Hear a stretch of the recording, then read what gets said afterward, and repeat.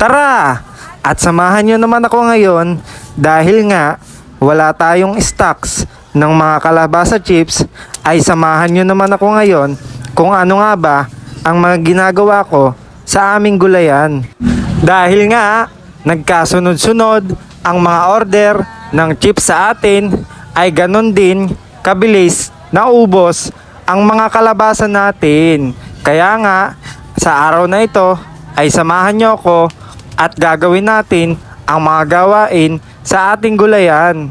Bali nga dito ay kung nakikita nyo ay may mga dyaryo pa, yung mga repolyo. Ganito nga pala namin nakukuha yung repolyo bago nyo makuha at mabili nyo sa amin ng malinis na. Iniisa-isa ko nga lang kuhanin yung repolyo mula sa may bander ng repolyo para balatan, dahil yung kulay green na part na ito na nasa labas ay kapag sinama natin ay hindi masyado ito nakakain dahil nga sa matigas ito, kaya nga tinatanggal natin ito. At opo, hindi nga maiiwasan minsan sa repolyo na nagkakaganito ay medyo butas-butas. Kailangan nga lang ay lilinisin mo na maigi para naman malinis nating maibigay sa mga customer natin. Bali nga kapag nagbabalat tayo ng repolyo ay hanggang dito lamang yung pagbabalat natin. Pagkatapos nito ay pwede mo na siyang maibenta. Opo, ganito nga yung natatapyas natin mula sa pinagbalatan ng repolyo.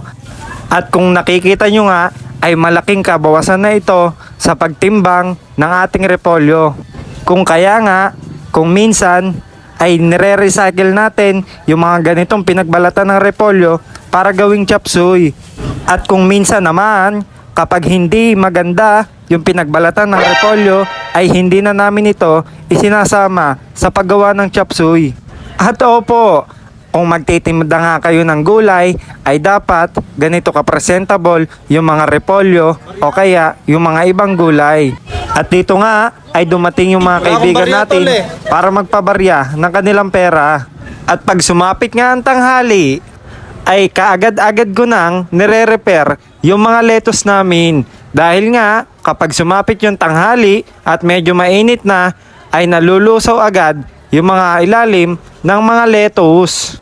Kaya nga bago pa madamay yung mga ibang part ng lettuce, ay nililinis ko na ito kaagad-agad.